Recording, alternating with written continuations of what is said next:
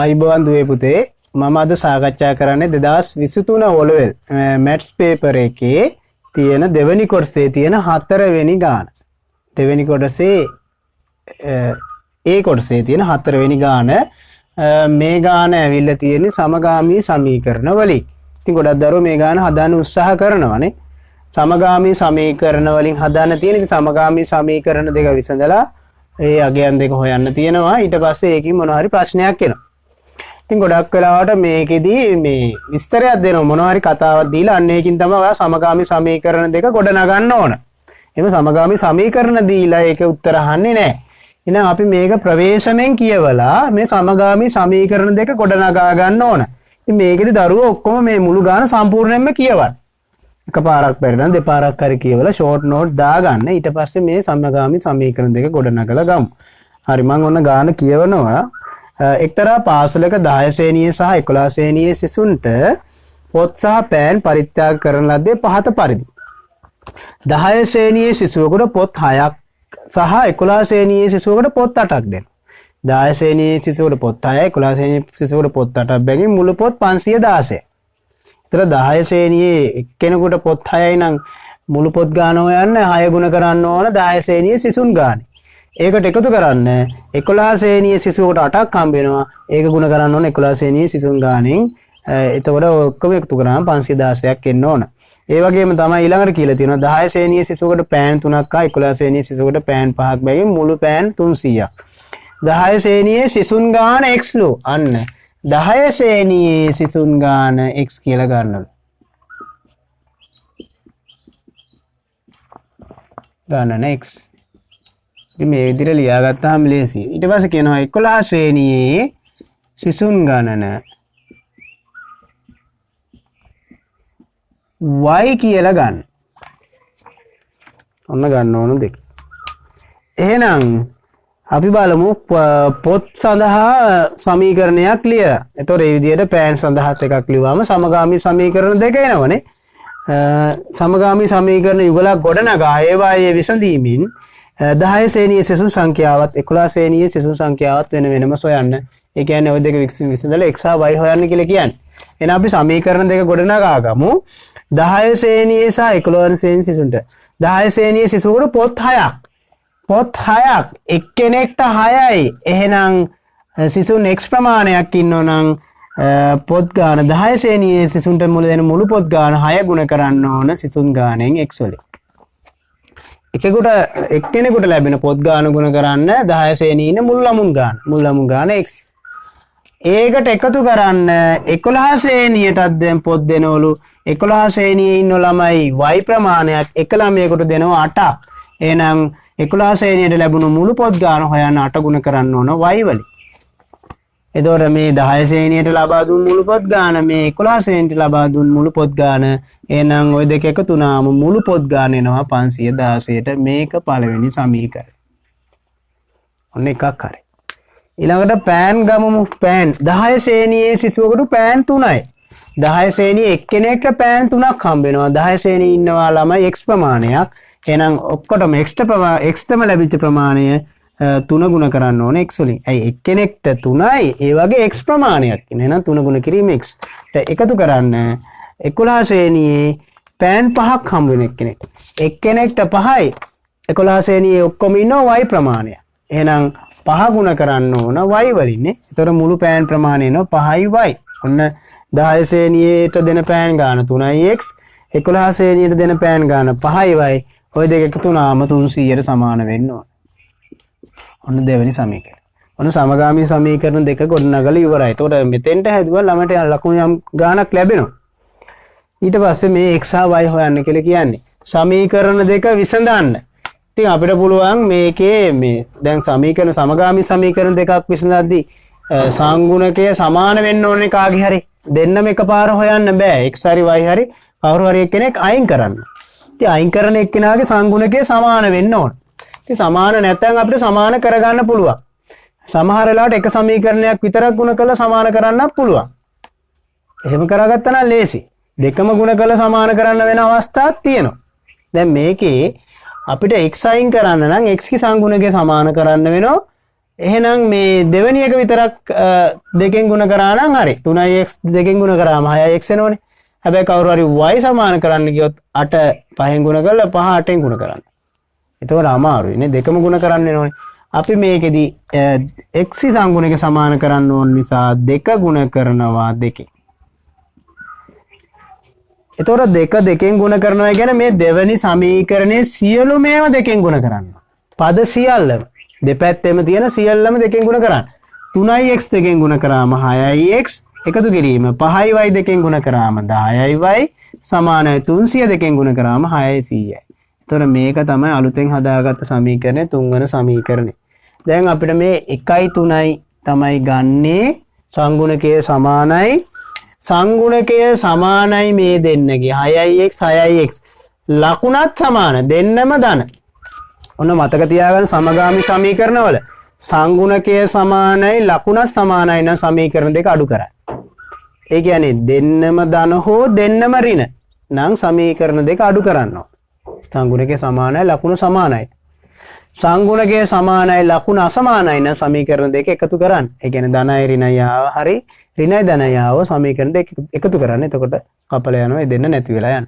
මේකෙත් එමය ලකුණු සමානයි සංගුණකයේ සමානයි නම් සමීකරණ දෙක අඩු කරන්න. අඩු කරද්දී මේ දකුණු පැත්තත් පොඩ්ඩක් බලන්න. එකෙන් 3 අඩු කරන. දැන් අඩු කරද්දී සමීකරණ දෙකක් අඩු කරද්දී වම් පැත්තෙන් වම් පැත්ත අඩු කරනවා දකුණු පැත්තෙන් දකුණු පැත්ත අඩු කරනවා. හරි. එතකොට දකුණු පැත්ත බලනකො 516න් 600ක් අඩු නම් ඍණ ගාණක් වෙන නිසා මම 3න් 1 අඩු කරනවා. 3න් 1 අඩු කර 3 අඩු කිරීම එක. එහෙනම් 3 වම් පැත්තෙන් අඩු කරන්න ඕන මම ලියන්නම්. 3 වම් පැත්ත කියන්නේ 6x ධන 10y වලින් අඩු කරන්න එකේ වම් පැත්ත 6x ධන 8y කියලා ළමයි ලියරු සම්පූර්ණයෙන්ම වැරදි. ඇයි වැරද්ද? අඩු කරලා තියෙන්නේ 6x විතරයි. නෑ. වම් පැත්ත ගුවාම මේ ප්‍රකාශනයක් තියෙන්නේ. ප්‍රකාශනයම අඩු කරන්න ඕන. ප්‍රකාශනයම අඩු කරනකොට මේ අනිවාර්යයෙන්ම වරහනක් දාන්න. ඒ ප්‍රකාශනයට වරහන දාන්න. වරහන දැම්මේ නැත්නම් ළමයි අඩු කරලා තියෙන්නේ 6x පමණයි.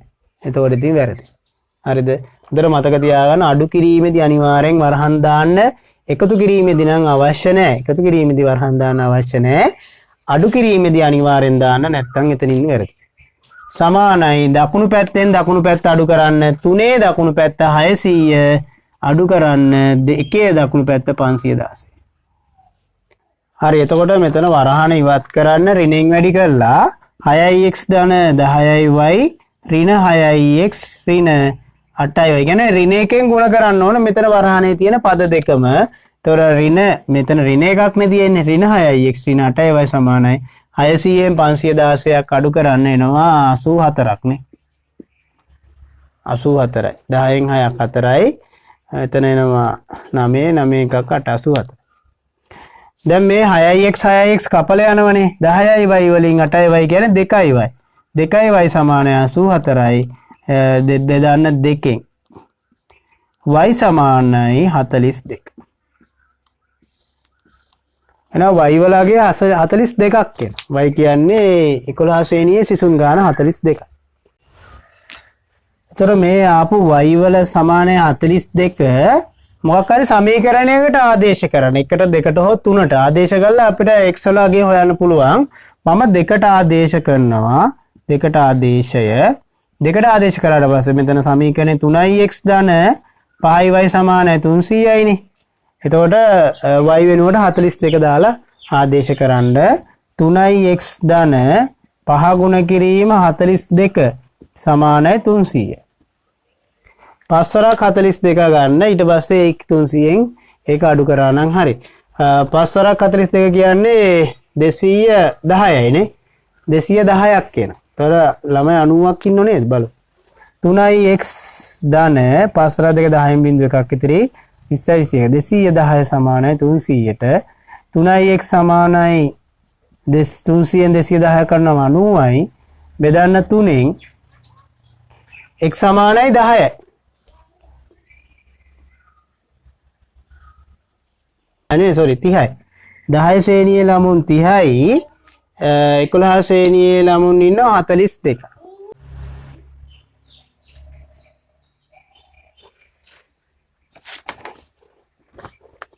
හරිද? එතකොට 10 ශ්‍රේණියේ ඒ කියන්නේ x වලගේ 30ක් ආවා. 10 ශ්‍රේණියේ ළමයි ගාන ඊළඟට 11 ශ්‍රේණියේ ඉන්න ළමයි ගාන 42ක් ආවා.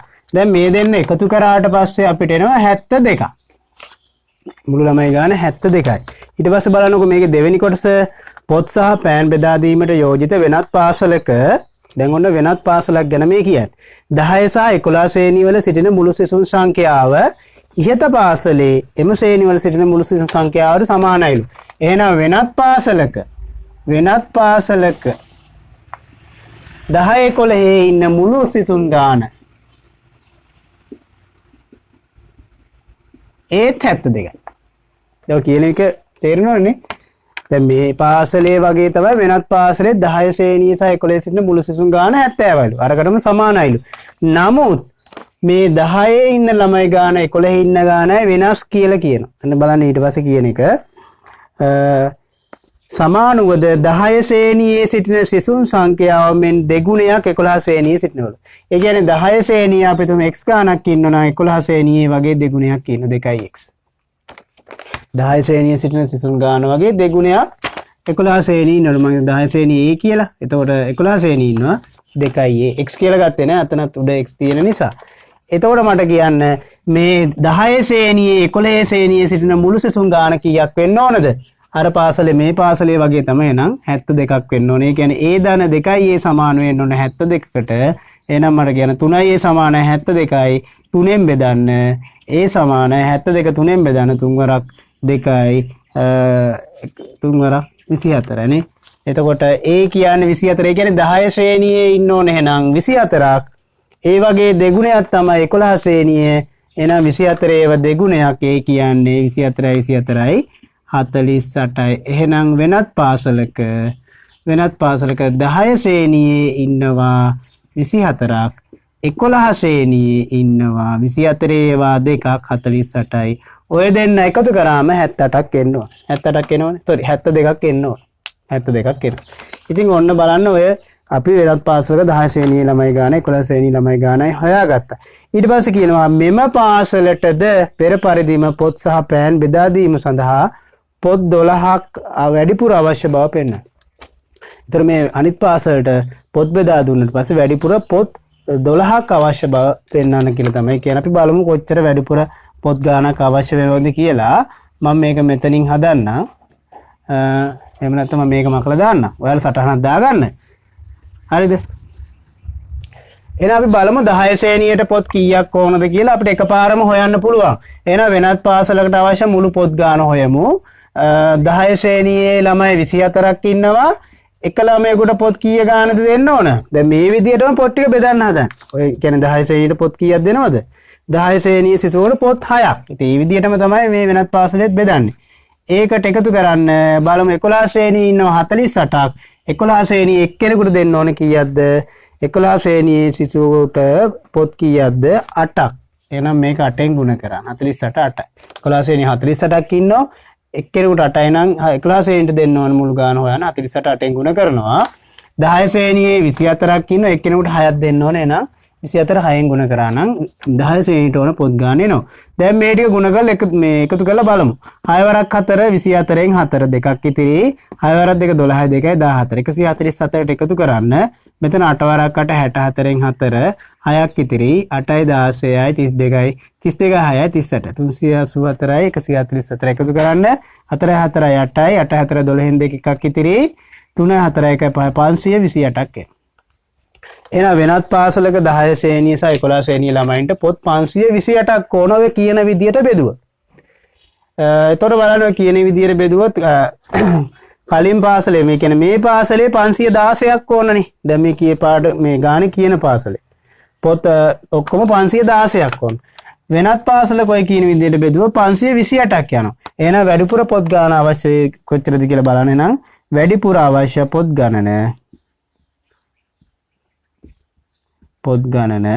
ඒ කියන්නේ 528න් අඩු කරන්න මේ පාසලේ දෙන්නේ 516ක් අඩු කරන්න. එතකොට 8න් 6ක් 2යි 2න් 1යි වැඩිපුර පොත් 12ක් අවශ්‍ය වෙනවා. ඔය කියන විදියට බෙදුවොත් වෙනත් පාසලකට පොත් බෙදන්න. මම හිතන්නේ ඒක තේරෙන්නේ නැති කියලා. හරි එතකොට බලන්නකො මේ ගානේ එච්චර අමාරු ගානක් නෙවෙයිනේ. වර්ගජ සමීකරණය සමගාමී සමීකරණ දෙකක් ගොඩ නගාගත්තා. ඒකෙන් අය නොදන්න පද දෙකේ හොයාගත්තා. ඊට පස්සේ පොඩි ප්‍රශ්නයක් ආවා. ඒකට උත්තර ලිව්වා. වැඩි වෙලාවක් යන්නේ නැහැ. ඕන ළමයෙක්ට මේ ගාන කරගන්න පුළුවන්. හරි එහෙනම් සටහනක් දාගමු.